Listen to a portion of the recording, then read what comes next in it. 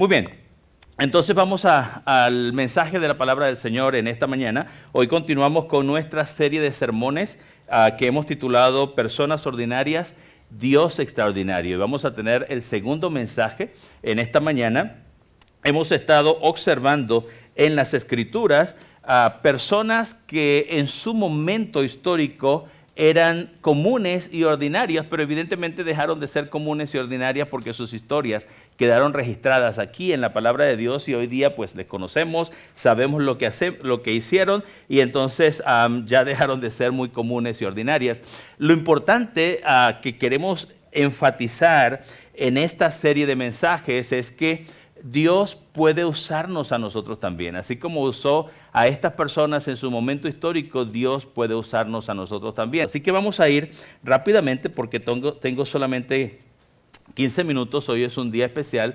Les voy a quitar 5 más, así que vamos a terminar un poquito más tarde, después de las 12, para compartir algo del mensaje que tenemos. Vamos a ir a Mateo capítulo 3 para ver la historia de Juan el Bautista. Y permítame, antes de ir al texto bíblico, darle un poquito de contexto de la vida de Juan. Juan era primo de Jesús. La madre de Juan era Elizabeth, de Juan el Bautista, y su padre era Zacarías.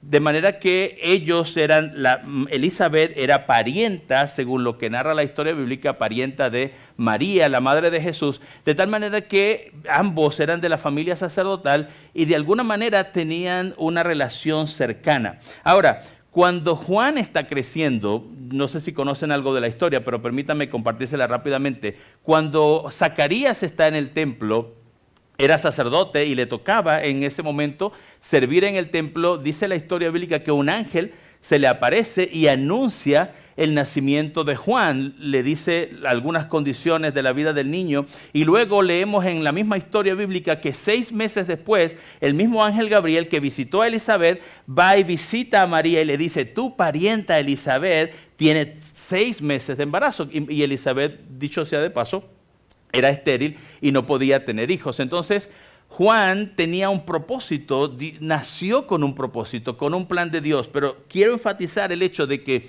y así cada uno de nosotros, Dios nos tiene un plan y un propósito para cada uno, pero no lo sabemos, no lo conocemos. De manera que cuando Juan crece, y yo no está registrado en la Biblia, yo solamente trato de pensar, cuando Juan crece, Juan no tiene seguramente ni idea en su momento, mientras era un niño o un adolescente, de cómo Dios le iba a usar en el futuro y los planes que Dios tenía para él.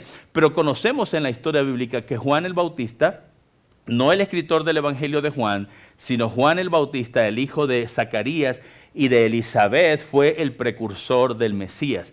Dios le usó para venir y anunciar la llegada del Mesías para el pueblo de Israel. Entonces vamos rápidamente allí en sus notas. Número 1, lo que conocemos o sabemos de Juan el Bautista es que Juan vino para hacer una preparación del corazón de la nación para el momento en que llegara el Mesías. Entonces, ahí en sus notas, una preparación del corazón. Mateo 3, versículos 1 al 3, dice lo siguiente: en aquellos días se presentó Juan el Bautista predicando en el desierto de Judea.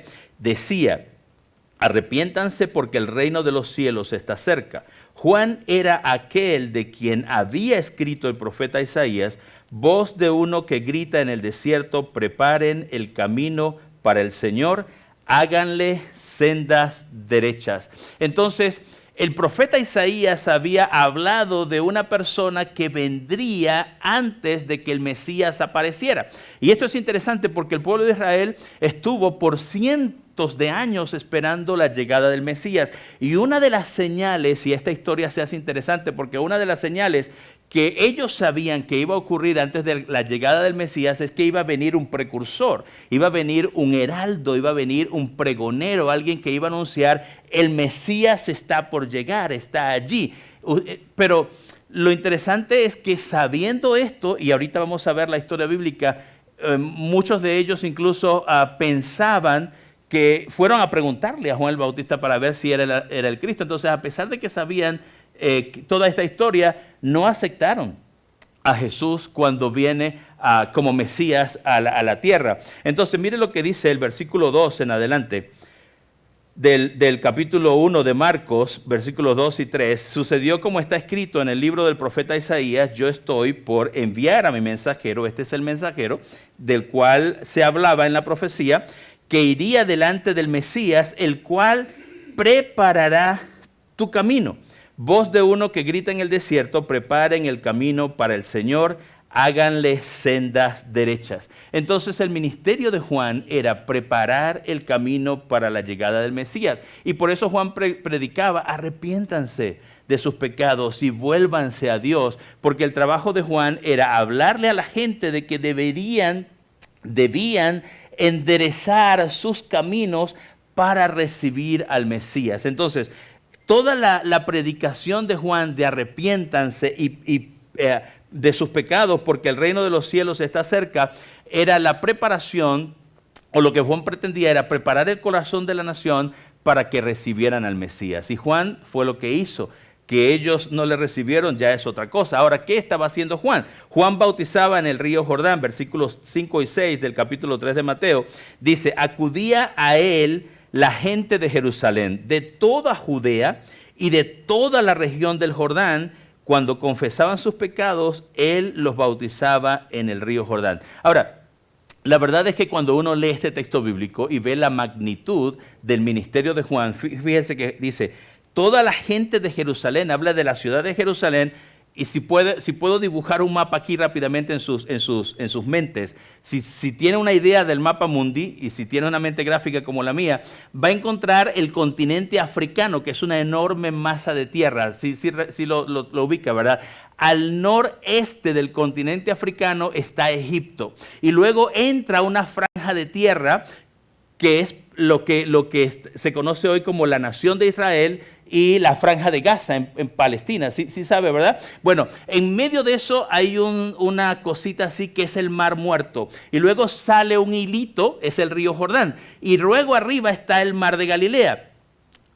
Cuando Mateo hace referencia geográfica, dice que toda la gente de Jerusalén, toda Judea en el sur de la nación y subiendo por el río Jordán, siempre sabemos nosotros que alrededor de los ríos se forman pueblos y comunidades. Alrededor del río Jordán habían pueblos y alrededor de todo el mar de Galilea habían 10 grandes ciudades, lo que se conoce como Decápolis. Entonces Mateo nos está diciendo que gente de todos estos lugares venía a Batábara, donde Juan estaba bautizando, y escuchaban lo que Juan decía: arrepiéntanse de sus pecados, enderecen sus caminos, enderecen sus sendas, porque el Mesías, dice, el reino de los cielos se ha acercado. Ahora, permítame aclarar rápidamente, aunque el tiempo me está comiendo, que el bautismo de Juan, que Juan estaba haciendo para perdón de los pecados, no era algo innovador de Juan.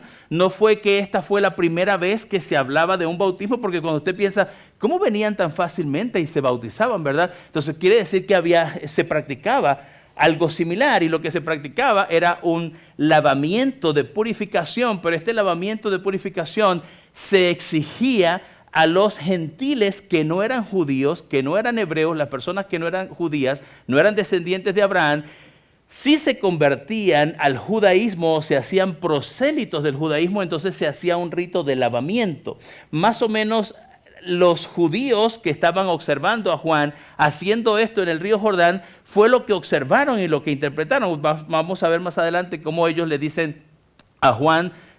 Juan les dice a ellos: no piensen que porque son hijos de Abraham no lo necesitan, porque lo que ellos pensaron fue: nosotros somos hijos de Abraham, es decir, somos hebreos, no necesitamos lavar nuestros pecados, no necesitamos perdón de nuestros pecados. ¿Por qué tenemos que ir a bautizarnos y hacer este rito de purificación que tú estás diciendo? Ese fue el conflicto que tuvieron los fariseos que fueron a Batábara a ver a Juan bautizar. Entonces, número 2, allí en sus notas, no solamente una preparación del corazón, sino también tenemos, número 2, un peculiar mensajero. Juan el Bautista fue un peculiar mensajero y fue un poco, aunque pareciera que fuera alguien común, realmente fue bastante particular. Dice el versículo 4 de Mateo 3, la ropa de Juan estaba hecha de pelo de camello, llevaba puesto un cinturón de cuero y se alimentaba de langostas y miel silvestre. Esta referencia bíblica nos habla de la condición de vida de Juan. La mayoría de los estudiosos de la Biblia pensamos que Juan había hecho el voto de nazareato. El voto del nazareo era y de hecho el ángel que le anuncia a Zacarías el nacimiento de Juan, aún siendo Elizabeth estéril y no podía tener hijos, el ángel le dice que no podrá beber nunca vino ni sidra. No dice más detalles esa narración, pero la vida de Juan nos da la idea de que era nazareo. Era un voto que hacían y había un montón de regulaciones que la persona tenía que cumplir durante el tiempo de su voto. Lo que se piensa de Juan el Bautista es que fue nazareo desde su nacimiento hasta el día en que murió. Y esta descripción que hace el evangelista aquí, Mateo, nos habla de la humildad de Juan como persona. Dice que su vestimenta era rústica, de piel de camello, y que tenía un cinto de cuero en su cintura, y habla de su alimentación incluso, que comía langostas y miel silvestre, es decir, que Juan era una persona que se cuidaba para lo que Dios le había mandado a hacer. Los terceros que encontramos allí en sus notas es que no solamente su trabajo era preparar el corazón de la nación y fue un mensajero particular o peculiar, sino que también tenía un mensaje poderoso, un poderoso mensaje. Mateo 3, y voy a leer desde el versículo 7 hasta el 10, dice así: pero al ver que muchos fariseos y saduceos, dos grupos religiosos mencionados allí, eran cercanos, pero tenían una teología diferente en algunos casos, pensaban diferente en algunas situaciones. Dice, llegaban donde él estaba bautizando, dijo, camada de víboras, ¿quién les advirtió que huyeran del castigo que se acerca? Y les dice, este es el mensaje, produzcan frutos que demuestren arrepentimiento. Aquí se muestra un conflicto religioso. Juan conocía a los fariseos, Juan y a los saduceos, había crecido en medio del ambiente religioso de su pueblo y sabía la conducta de estos religiosos que aparentaban una vida piadosa, pero realmente no la vivían. Por eso Juan le dice, produzcan frutos que demuestren arrepentimiento. Y aquí está la clave de todo el conflicto. Versículo 9, no piensen que podrán decir, tenemos a Abraham por padre, porque les digo que aún de estas piedras Dios es capaz de darle hijos a Abraham. ¿Cuál es el conflicto aquí? Dios va a visitar a la humanidad, va a enviar un Mesías y la relación con Dios ahora cambiaría. Y los judíos pensaban que porque eran descendientes de Abraham, que porque eran hebreos, entonces tenían la vida eterna garantizada y tenían la relación con Dios garantizada. No importa lo que vivieran, no importa cómo lo vivieran, no importa lo que creyeran, es decir, pensaban que como eran herederos de la promesa que Dios le había hecho a Abraham, todo estaba resuelto para ellos. Por eso Juan le dice, no piensen que pueden decir, Abraham es nuestro padre y como él es nuestro padre, nosotros somos herederos de la promesa que Dios le hizo a Abraham. Juan le está diciendo, las cosas se están cambiando. Hay una nueva forma de relacionarse con Dios que viene delante de ustedes. Y eso es lo que les dice a Juan, a los fariseos y a los saduceos. Y el verso 10 dice, el hacha está puesta ya a la raíz de los árboles y todo árbol que no produzca buen fruto, toda persona que no viva una vida que agrade a Dios, será cortado y arrojado al fuego. Este es el poderoso mensaje que Juan el Bautista está compartiendo con la nación. Entonces, pensando un poco otra vez, los saduceos y los fariseos conocían la ley de Dios, conocían las profecías, sabían lo que iba a ocurrir.